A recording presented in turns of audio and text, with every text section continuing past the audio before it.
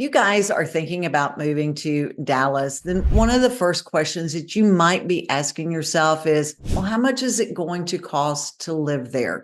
Well, in this video, I'm going to give you guys the complete breakdown of expenses, anything from housing expenses, taxes, transportation costs, and we're going to even throw in a couple of recreational activities because that is definitely something that you want to make sure that you want to budget for. So if this sounds like what you're looking for, then you're going to want to watch this video because that is exactly what we're going to tell you, everything that you need to know. So let's start off and dive into the housing costs. And we're going to look at this as an overall picture, and then we're going to get into some very specific areas so you have an idea of what the housing is going to cost here in the Dallas area. Okay. So the average home price in Dallas is $449,000, and that is going to be just below the national average. Now, don't get me wrong. There are areas and neighborhoods in Dallas that can run you well over $1 million. If you're looking at the Highland Park and the University Park area, where they have the mansions, Preston Hollow, those are going to be very expensive areas of Dallas, but average is going to be around $449,000. You also have areas that are going to be just north of Dallas. So you've got Plano and McKinney, Frisco. Those housing costs are going to have a little bit higher average home price. So Plano, you're going to be looking at 500,000 to 600,000, but they can once again range anywhere up to $1 million. You also are looking at the McKinney and Frisco area, which are very popular areas that people are moving into because they have got an amazing school system. Both McKinney and Frisco, according to niche.com, have A+ rated schools. And you're going to be looking at really anywhere from 700,000 all the way up to 1.2, $1.4 million. Now, that is not to say that you can't find homes that are existing, that are going to be older homes that are not going to run as much, but typically the homes are going to be a little bit higher priced in those areas. Now, we also have our area east of Dallas, and those are going to be really a lot more budget-friendly homes where you can look in your areas such as Royce City, Caddo Mills, you've got Forney.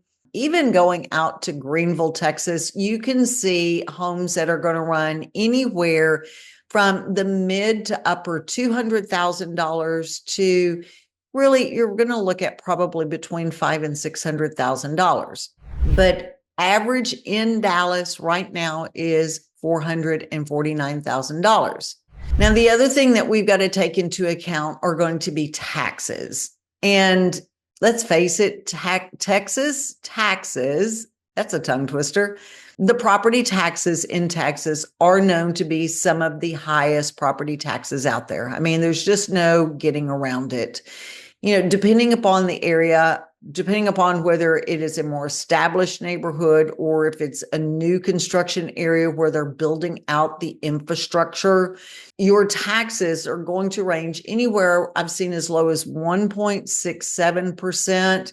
Now, I will tell you that is over in the Highland Park area where you have your $1 million homes, or you can go anywhere up to around 2.89% of the assessed value. Now, there's also other things that you've got to consider that in the property taxes.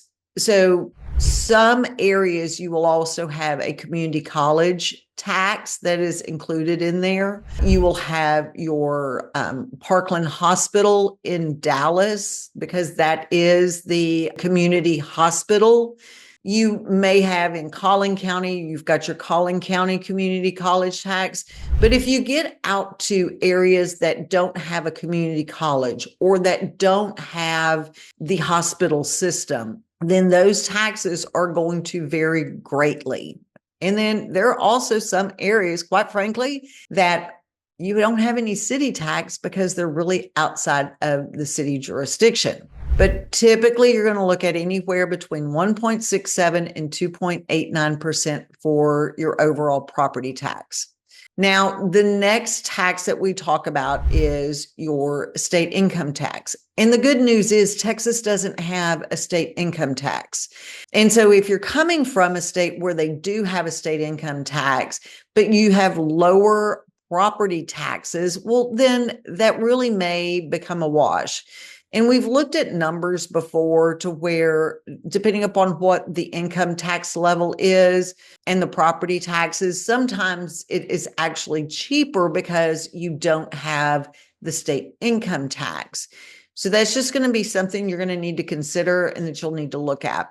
The other tax that I wanted to just briefly touch on is our sales tax here in Texas. Now, Texas has a flat rate of 6.25%, plus then any of the jurisdiction localities when they add on to the sales tax. But the good news about Texas is that it cannot exceed 8.25%. So it really doesn't matter if it can be as low as the 6.25, but it will never exceed the 8.25%. And this would be on things like your household goods, your restaurants, your meals, your entertainment. So you can really pretty much say safely 8.25% on the state sales tax.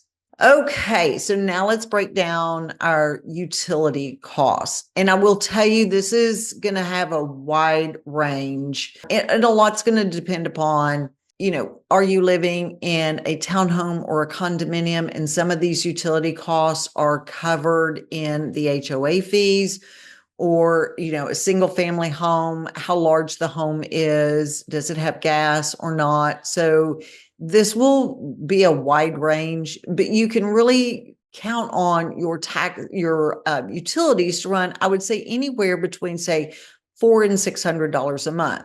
But I want to break this down a little bit further because Texas is deregulated in their electricity providers. And what that means is you can choose your electricity provider.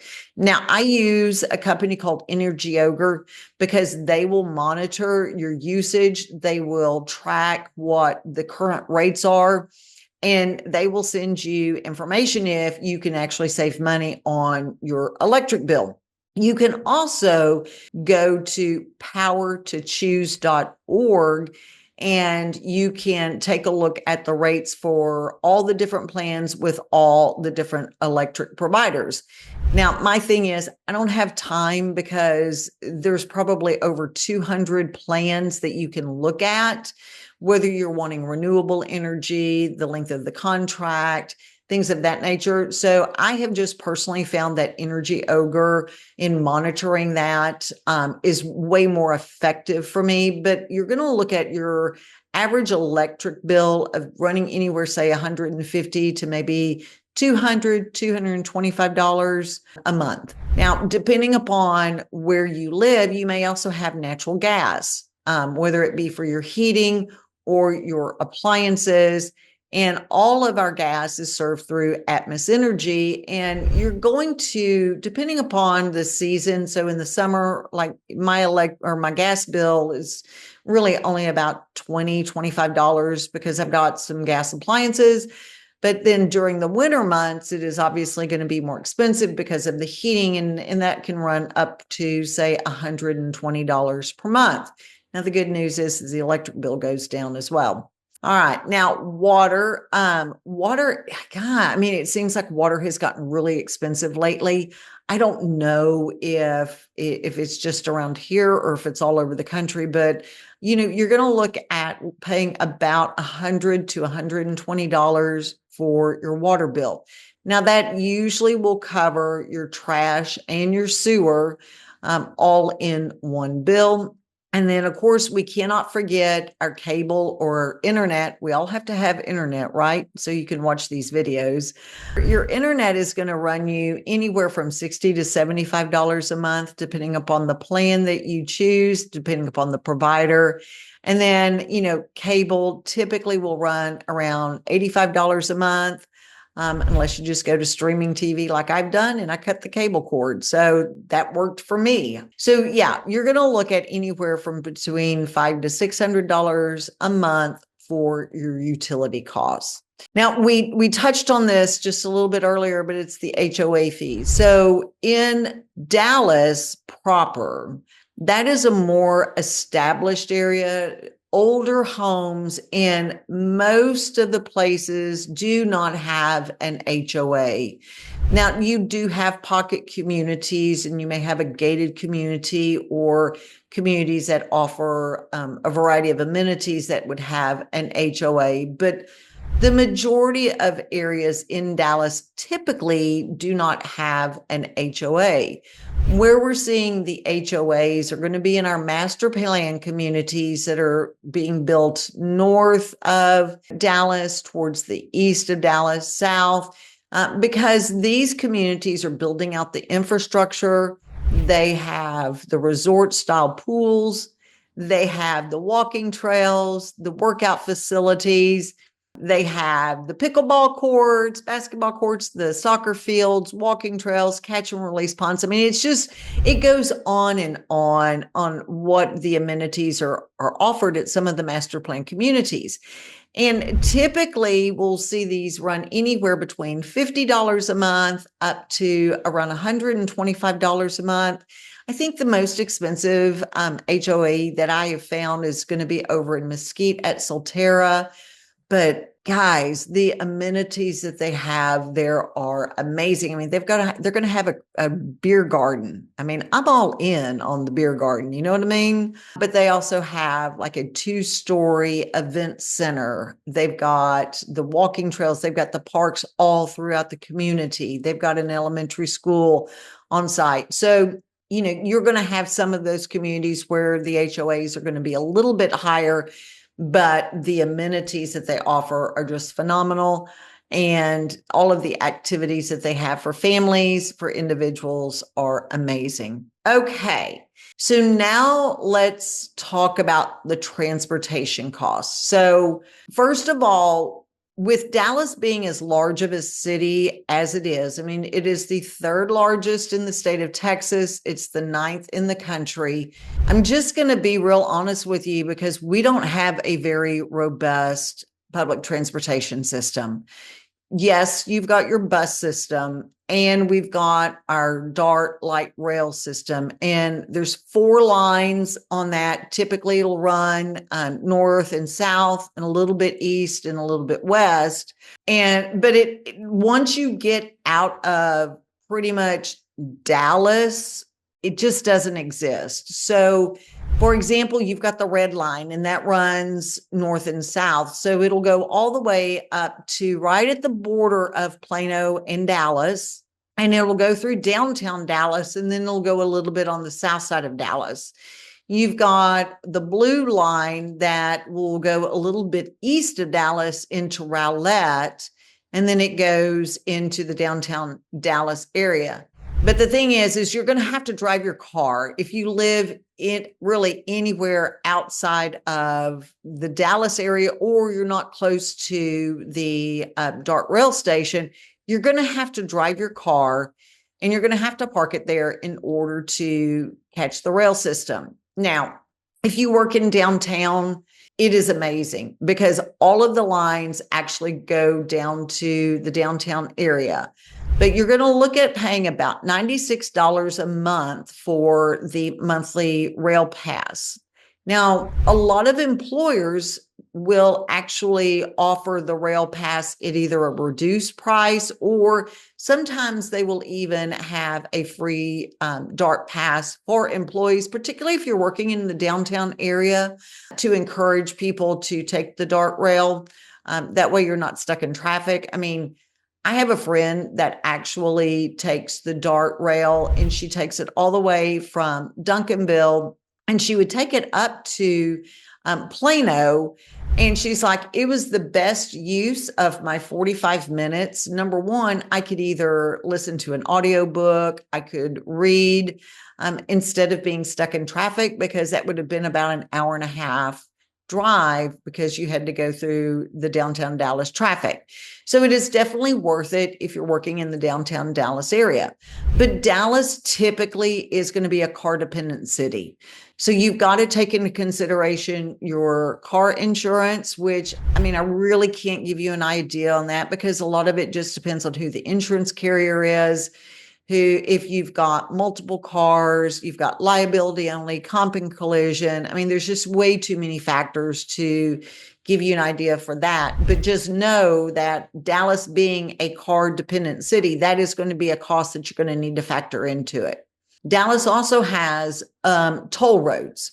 And so your best bet is to get a toll tag for sure, because you save on the tolls. But if you're going to live in some of the northern portion and you're taking the toll road, you want to factor in that daily cost. And depending upon how far you have to travel on the toll road, I mean, it could still end up being anywhere from $5 to $10 on a daily basis.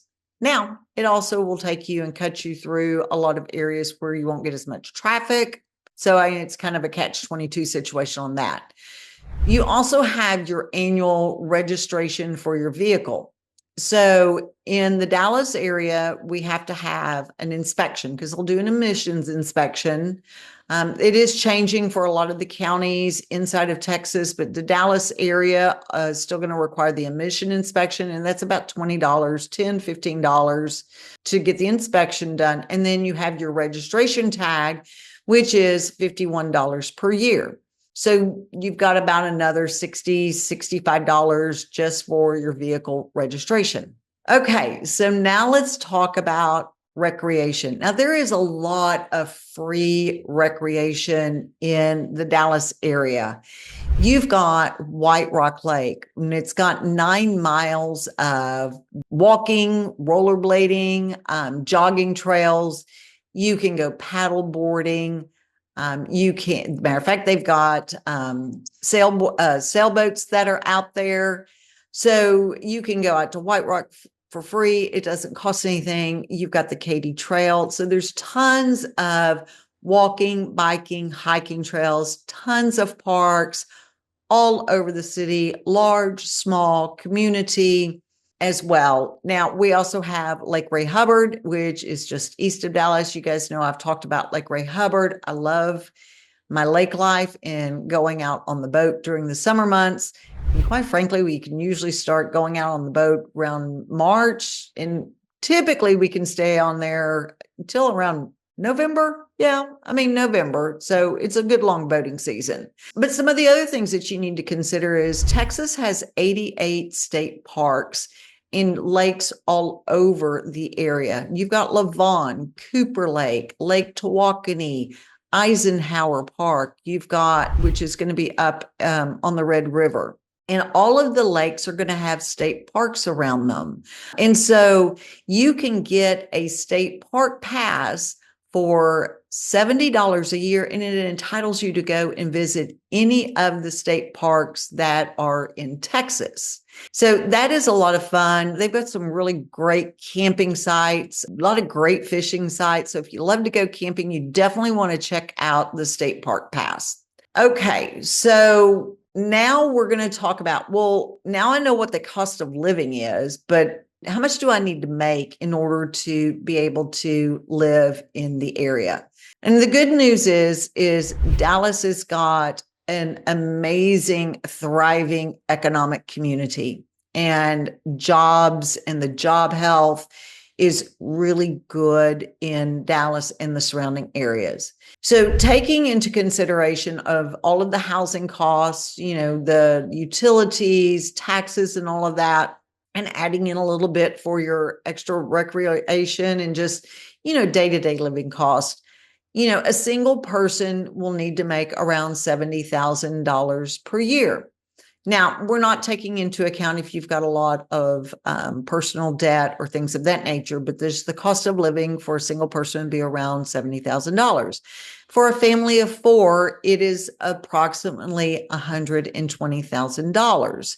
So let's put that into perspective and compare it to a couple of other areas where we see people moving in from. If you're looking at the cost of living from Chicago, you're going to look at about a 10 to up to 20% higher cost of living. So it is a little bit more expensive to live in Dallas than, say, where you live in Chicago.